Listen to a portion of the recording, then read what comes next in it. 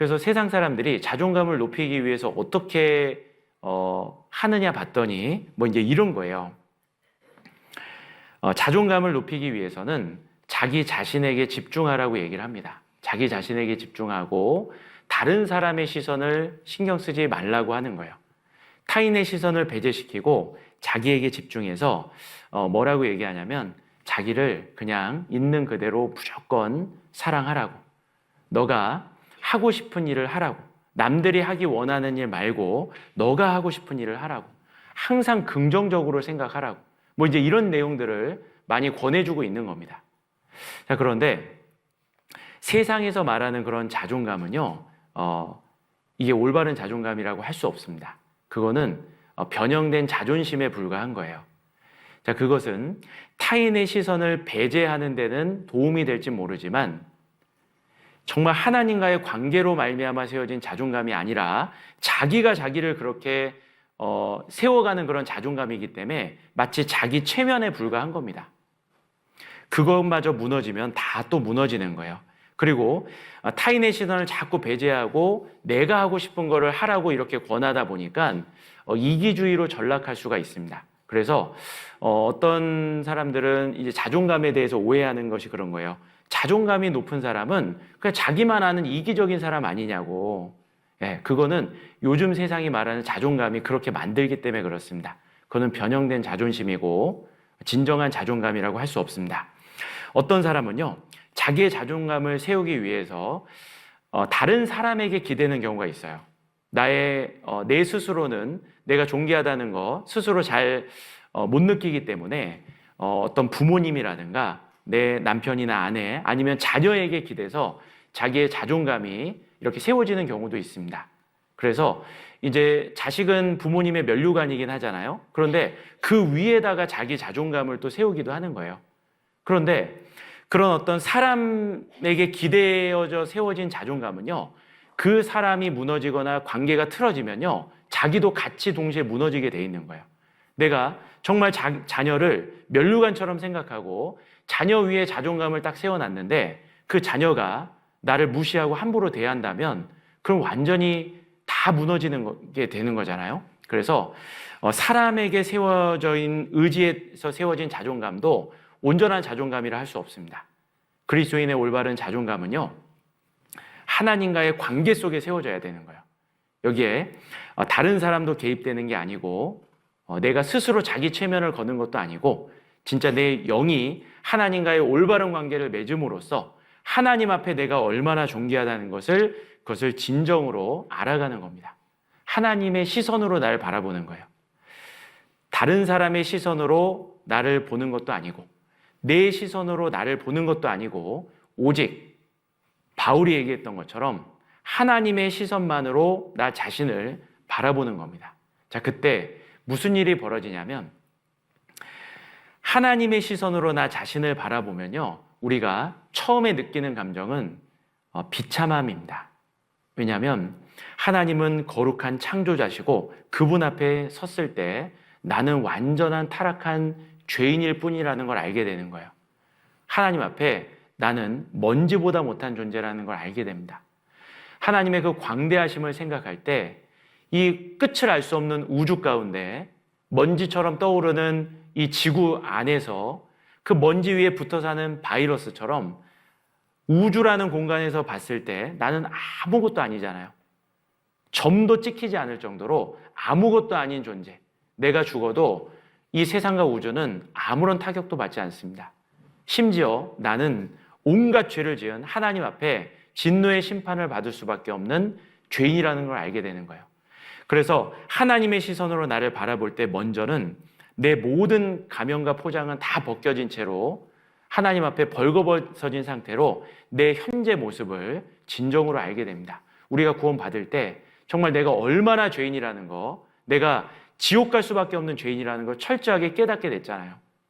그래도 내가 다른 사람보다는 착하게 반듯하게 살아왔다 생각했지만 하나님 말씀 앞에 서보니까 나는 죄덩어리고 하나님 앞에 아무것도 아니라는 거, 지옥과 마땅할 존재라는 걸 우리가 알게 됐잖아요.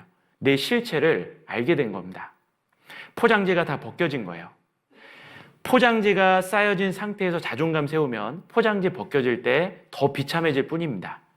오히려 올바른 자존감을 세우려면 완전한 내 존재가 어떤 존재인지 분명하고 철저하게 알아야 되는 거예요. 나는 아무것도 아닌 그런 존재라는 걸 하나님 앞에 알게 됩니다. 만물보다 거짓되고 심히 부패한 마음을 가지고 범죄하기를 쉬지 않으며 하나님의 진노를 계속 불러일으킨 그런 존재라는 것, 그걸 우리가 이제 깨닫게 되죠.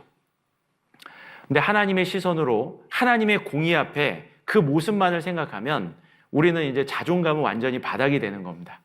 자존감은 바닥이 되지만 하나님의 시선으로 계속 바라보면요, 위대한 반전이 기다리고 있죠. 하나님을 계속 생각하고 하나님의 시선으로 날 바라볼 때 이제 자기의 비참함을 알았다면 이제 또 그 다음에 알게 되는 게 있는 거예요. 내가 하나님 보시기에 얼마나 존귀하다는 것을 또 알게 되는 겁니다. 난 아무것도 아닌데 우주 가운데서도 아무것도 아니고 세상에서도 먼지에 불과하고 하나님 앞에서도 타락한 죄인에 불과한데 그런 나를 하나님이 얼마나 사랑하시고 귀하게 여기시는지를 깨닫게 되는 거예요. 그런 나를 천하보다 귀하게 여기시고 이 세상 우주 만물도 나를 위해 만드셨다고 하시고 정말 때로는 아무것도 아닌 것처럼 비참하게 나를 생각했는데 하나님은 나를 가장 존귀하게 여기시고 때로는 하늘에 자유롭게 날아다니는 독수리나 바다를 자유롭게 헤엄쳐 다니는 그런 고래들이 부럽기도 했는데 정말 그런 것보다 하나님이 나를 바라보실 때 너는 나를 닮았단다. 하나님의 형상을 닮은 내 영혼을 보시고 하나님이 나를 그렇게 귀하게 여기신다는 것을 알게 되죠. 그리고 심지어 우리를 얼마큼 생각하는지 알게 되는데 이렇게 타락한 죄인인 나를 구원하기 위해서 하나님이 독생자를 보내주시고 독생자의 목숨값으로 나를 구원해 주신 겁니다. 값을 주고 샀다면 그 물건은 그 지불한 값의 가치를 갖는 거예요. 나를 예수님의 보혈로 구원해 주셨다면 내 가치가 하나님의 독생자 예수님과 같은 가치라는 것을 주님이 보여주신 겁니다. 그래서 예수님의 보혈로 우리를 구원해 주시고 우리를 그렇게 존귀하게 여기시는 그 주님의 사랑과 그 은혜를 알게 됩니다. 내가 아무것도 아닌 줄 알았는데 하나님 보실 때는 가장 귀한 존재였다는 것을 알게 되죠. 그리고 구원받은 이후에도 우리가 늘 하나님 앞에 바르게 살았던 건 아닙니다. 지금도 실수하고 넘어지고 하나님 마음을 아프게 해드릴 때가 있죠. 그럼에도 불구하고 그 사랑은 변함이 없이 우리에게 부어지고 있는 겁니다. 여전히 우리를 귀하게 생각하는 거예요. 사랑하는 자녀가 잘못했을 때 잘못을 꾸짖지만 그 사랑이 없어지는 건 아닙니다. 하나님이 때로는 우리를 징계하시기도 하지만 그 사랑이 없어지는 건 아닌 거예요. 우리가 미워서 혼내는 게 아닙니다. 사랑하기 때문에 혼내는 거죠. 하나님은 우리가 구원받을 때 너무너무 기뻐하셨습니다. 회개할 것 없는 의인 99이 99으로 인해 기뻐하는 것보다 더 기뻐했다 하셨어요. 내가 구원받을 때 천사들은 합창을 했고 하늘에는 불꽃놀이가 벌어졌을 수도 있습니다. 하나님이 너무 기뻤고 하나님 얼굴에 한박 웃음이 펼쳐진 거예요. 그리고 구원받은 이후에도 우리를 보실 때 너무너무 아끼고 사랑하십니다. 성경에 보면 하나님이 춤추신다라는 표현이 나와요. 근데 하나님이 언제 춤추시냐면 우리 때문에 춤추신다는 겁니다. 여기 스바냐 3장을 한번 보겠습니다. 스바냐 3장 17절입니다. 자, 찾으셨으면 같이 읽겠습니다. 너의 하나님 여호와가 너의 가운데 계시니 그는 구원을 베푸실 전능자시라. 그가 너로 인하여 기쁨을 이기지 못하여 하시며 너를 잠잠히 사랑하시며 너로 인하여 즐거이 부르며 기뻐하시리라 하리라. 여기서 기뻐하다라는 그런 표현이요, 가슴이 너무 기쁨이 넘쳐서 빙빙 돌며 춤을 추다라는 그런 의미를 가지고 있는 단어입니다. 그가 너로 인하여 기쁨을 이기지 못하여 하시며, 기쁨을 이길 수 없는 거예요. 그 자녀를 보면요, 너무 사랑하는 자녀 보면 기쁨을 이기지 못하잖아요. 제가 바보가 된 지 14년째인데요. 14년 전에 저희 딸이 태어났습니다. 그래서 5년 만에 태어난 딸이기 때문에 이 아이를 볼 때마다 기쁨을 이기지 못하는 거예요. 요즘에도 이제 중학교 2학년인데요. 중학교 2학년 무섭잖아요. 그런데도 제가 이렇게 와서 안아달라 그러면 딱 안아줘요. 그리고 제가 이렇게 얘기합니다. 지금 아빠는 충전 중이라고. 아이를 안으면 그 자체로 너무 기쁨을 이기지 못하는 거예요. 정말 하나님이 우리를 보실 때 그런 사랑으로 그렇게 우리 때문에 기뻐하시고 우리 때문에 힘이 나시는 겁니다. 우리를 보시고 그 기쁨을 주체할 수 없는 거예요. 그렇게 우리가 존귀한 존재라는 것을 하나님은 성경 곳곳에 기록해 놨습니다. 우리를 그렇게 사랑하신다고. 그래서 하나님의 시선으로 우리를 바라볼 때, 우리는 두 가지를 봅니다. 나의 비참함을 보는 동시에 나의 존귀함도 보는 거예요. 그래서 그리스도인의 자존감은요, 정말 내가 얼마나 연약한 존재인지도 알고, 그럼에도 불구하고 내가 얼마나 존귀한 존재인지도 깨닫는 거예요. 우리는 역설적인 존재입니다.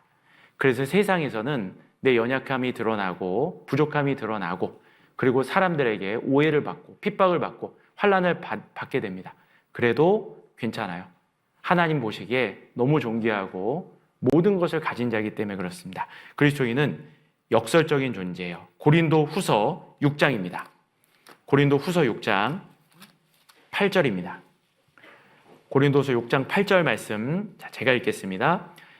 영광과 욕됨으로 말미암으며 악한 이름과 아름다운 이름으로 말미암으며 속이는 자 같으나 참되고 무명한 자 같으나 유명한 자요, 죽은 자 같으나 보라 우리가 살고 징계를 받는 자 같으나 죽임을 당하지 아니하고 근심하는 자 같으나 항상 기뻐하고 가난한 자 같으나 많은 사람을 부요하게 하고 아무것도 없는 자 같으나 모든 것을 가진 자로다.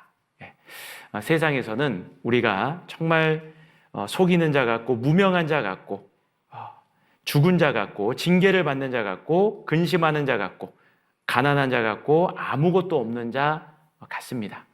실제로 우리의 실체는 정말 그랬습니다. 그런데 하나님이 우리를 존귀하게 여겨주시고 우리를 완전히 바꿔주신 거예요. 참되고 유명한 자고 살고 죽임을 당하지 않고 항상 기뻐하고 많은 사람을 부요하게 하고 모든 것을 가진 자가 우리인 거예요. 그래서 그리스도인의 올바른 자존감은 이런 겁니다. 그래서 내 비천함이 드러나도 비참한 모습이 드러나도 우리는 당당할 수 있어요. 하나님이 존귀하게 보시기 때문에 그렇습니다. 만약에 또 내 존귀함을 알지만 우리는 겸손할 수 있습니다. 왜냐하면 우리의 비참함을 알기 때문에 그런 거예요. 그래서 그리스도인의 자존감은요, 겸손하면서도 당당할 수 있는 자존감입니다. 겸손과 당당함이 동시에 나오는 거예요. 세상이 말하는 이기적인 자존감이 아닙니다. 허울뿐인 그런 다른 껍데기뿐인 그런 자존감이 아닌 거예요. 하나님 앞에서 우리는 우리 실체를 압니다. 그래서 겸손할 수 있어요. 그리고 우리의 존귀함을 압니다. 그래서 우리는 당당할 수 있죠. 그래서 하나님이 우리를 그렇게 만들어 주셨습니다. 그렇게 우리가 그런 자존감으로 세상을 살아가기 때문에 우리가 좀 어렵고 힘들어도 가진 게 없어도 있다가 없어져도 괜찮습니다. 그거는 잠깐이고 영원한 천국에 우리 본향이 있기 때문에 그렇죠. 그래서 세상 것으로 우리가 일희일비하는 게 아니죠. 있든 없든 괜찮은 거예요. 바울도 풍부에 처할 줄도 알고 비천하에 처할 줄도 알고 모든 일의 일체의 비결을 배웠다 그랬잖아요. 내게 능력 주시는 자 안에서 내가 모든 걸 할 수 있느니라. 주어진 환경에서 우리는 만족하고 자족하고 감사할 수 있습니다. 그리고 또 우리가 실수하고 넘어지더라도 우리는 또 다시 일어날 수 있습니다. 내가 실수하고 넘어질 수밖에 없는 존재라는 걸 우리가 또 알고 있죠. 그렇지만 그 상황 속에서도 변함없이 우리를 사랑하시고 일으켜주시는 분이 있다는 것도 알고 있는 거예요. 그래서 넘어져도 다시 일어날 수 있는 존재가 우리라는 거죠. 여기 로마서 6장 한번 찾아보겠습니다. 로마서 6장 14절입니다. 로마서 6장 14절 같이 읽겠습니다. 죄가 너희를 주관치 못하리니 이는 너희가 법 아래 있지 아니하고 은혜 아래 있음이니라. 그리스도인은 안 넘어지는 사람이 아닙니다. 7번 넘어지는 사람이죠. 그러나 다시 일어나는 사람입니다. 왜냐하면 법 아래 있지 않고 은혜 아래 있기 때문에 그렇죠. 그래서 우리가 실수하고 넘어져도 또 오뚜기처럼 일어나는 거예요. 그것이 하나님이 주신 우리의 자존감의 힘입니다. 그래서 우리가 이렇게 잘못하고 죄를 짓고 넘어질 때가 있는데 그때 우리 마음속에는 이런 감정들이 올라오는데 죄책감과 자책이 올라옵니다. 보면 이 죄책감과 자책이 좀 비슷하잖아요. 그런데 좀 다릅니다. 차이가 있습니다. 무슨 차이가 있을까? 죄책감은 무엇이고 자책은 무엇일까? 자, 여러 가지 정의를 할 수 있겠지만 이렇게 한번 생각해 보면 이해하기 좋을 것 같습니다. 이 죄책감이라는 것은 죄로 말미암아 내가 아파하는 마음이라고 할 수가 있어요. 죄를 짓고도 아파하지 않는다면 그건 이상한 겁니다. 내가 그리스도인으로서 죄를 짓는데도 마음에 아무런 죄책감도 없다면 이상한 거예요. 죄를 지었으면 아파야죠. 그리고 그리스도인은 양심이 밝아졌기 때문에 더 크게 아플 겁니다. 예전에 아무렇지 않게 짓던 죄가 이제는 더 큰 아픔으로 다가오는 거예요. 왜냐하면 주님의 십자가의 은혜를 알기 때문에 더 마음이 아픈 겁니다. 그래서 죄로 인해 아파하는 마음은 죄책감이죠. 죄책감은 크게 느낄 수 있습니다. 그런데 자책은 무엇이냐면 그 죄에 대해서 그 죄를 짓는 자신에 대해서 책망하는 거죠. 자신을 책망하고 자신을 그렇게 정죄하고 이 절망 가운데 밀어넣는 것이 자책입니다. 자, 보면 이런 거죠. 우리는 몸이 다치면요 아픔을 느낍니다. 손가락을 베면 아픔을 느껴요. 피가 나고 아픔을 느끼는데 그 아픔을 느끼는 게 정상이죠. 피가 나는데도 손가락이 부러지는데도 아픔을 느끼지 않는다면 비정상입니다. 그런데 손가락에 피가 나고 상처가 나고 부러지면요 어떻게 하냐면 자책하고 있는 게 아니에요. 왜 눈은 어디다 보고 다니냐고, 손가락 왜 그렇게 밀어넣냐고 막 그렇게 하고 있는 게 아니라 얼른 먼저 치료를 해줍니다. 치료가 먼저예요. 응급처치가 먼저잖아요. 마찬가지로 우리의 연약함으로 인해 우리가 넘어질 때가 있습니다. 그때 아픔을 느끼는 건 정상이에요. 그때 우리는 자책으로 넘어가는 게 아니라 치료를 해줘야 됩니다. 다시 일어나야 되는 거예요. 그리고 치료해 주려고 우리의 영혼의 의사인 예수님께 나아가야 되는 겁니다. 그래서 예수님께 나아가서 십자가 아래서 다시 한번 내 비참함도 다시 느끼고 내 존귀함도 다시 느끼면서 하나님 앞에 다시 회복할 수가 있는 겁니다. 죄책감은 크게 느끼되 자책으로 가지 말고 주님께로 나아가야 되는 거예요. 가룟 유다는 죄를 범하고 자책으로 넘어갔죠. 결국 비참한 운명을 맞이했습니다. 베드로는요, 또 예수님을 부인하는 그 죄를 지었지만 나중에 예수님께 결국은 나와서 회복되잖아요. 그래서 우리가 정말 하나님 앞에서 그런 하나님 바라보고 넘어져도 다시 일어날 수 있는 것, 그것 또한 우리의 자존감의 힘이라 할 수 있어요. 그리고